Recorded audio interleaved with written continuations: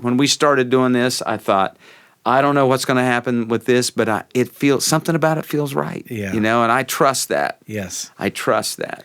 The whole, everyone always talks about it's the cliche metaphor of it's a roller coaster. Everything. It's been a real roller coaster experience. But if you really do think about a roller coaster, it is the most thrilling thing. Totally. If you are either doing something that is so scary, but you're screaming because you're kind of excited, or you're clicking on your way to the next thing and it's about to get there. That's really good, David. But it never sits still. It's mobile. And it's always going deeper or higher. It's a truly great metaphor that we've said as a cliche, and we don't really think anymore about what that means. But, oh man, if our life really is a roller coaster, that's thrilling. People want to go back in line to go do it again. So Absolutely. That's a great metaphor. Yeah, it is. So these days, you are doing Dad Matters. You're producing my podcast. Yeah. And it's interesting, like you were saying, every one of those engages your strengths. Yeah, right? Hope so, yeah. Well, it's storytelling, it's relational, and your experiences have a heavy. You're right. They come to bear on it. You're absolutely right. Well, I want to say that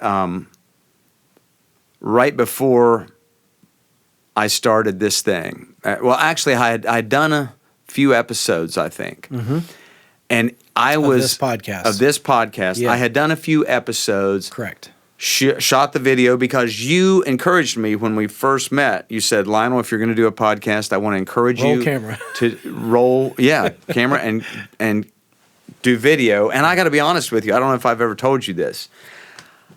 I felt overwhelmed in the moment you told me that. I thought, because I've worked around video a lot. Yeah. And I just thought, man, that adds such a layer of complexity. I don't know if I can do it. But I did, I don't know, about 5 or 6 where I set up my cameras and did them. And then, so I thought, well, that's great, but now I got to edit them. Right. So I which is the next problem. It's like, So by the time I wasn't even finished editing 2 of these podcasts. And Cindy and I went away for a week, and I remember driving back home thinking, I don't think this is going to happen. Because it's just, for me to do video with all of this, I don't think I can do it. And that's right around the time we met. No, we'd already met, but you called me. And I just want to thank you because you have literally made this a reality for me, because I don't think I could do it without a great producer. And you are, I've come to value that term. I've always been a little afraid of that term because, like, it can have a stigma to it. It does. It's like, well, will it lose what I want it to be about? Will it kind of go in a wrong direction? You have only been supportive and uber facilitating, and not to mention bringing your video editing skills. I've had so many comments on our YouTube Good deal. promos that are what do we want to call our YouTube clips. Check out our YouTube channel. Yeah. Oh my gosh. And that's all David Wilkinson, just creating it, editing it, putting the graphics on it. So dude, thank you. I mean, this dream of mine has become a reality, not just through my gifts and skills, but heavily dependent on your gifts and skills. And it's been just a blast to do this with you. You're welcome, and thank you as well, because it's been really, really enjoyable, and I look forward to more of it.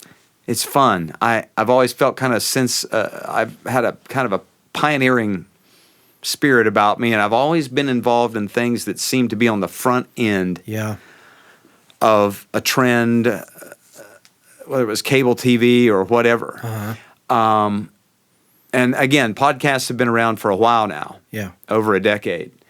But I still feel like it's on the front end of it. Now that I'm in it, I'm like, man, this is still a fresh format. Totally. And I love what it's not. I love that there's not a big machine dictating to us to cut corners because of what it has to be for advertising. Yeah. You know, it's just a blast, and I'm loving it. I think people try to take on new endeavors with a sense of responsibility. It comes from a good place, but it's very much an isolated front. It's like I'm gonna do this, but collaboration for any of our listeners or people who are watching, collaboration can hurt, but it always helps. I mean, if nothing else, so great. You got someone who can check you. Yes. If you have an idea, you can bounce it off of that other person at the very least. Yeah. What do you think about this one idea? If you've got someone who's on a team with you, they're not looking to do anything other than be with you on making it the very best kind of thing. Yeah. And it's just a team approach is just better. I don't think I've ever done anything by myself that was near as awesome as something that I did where I was working with someone else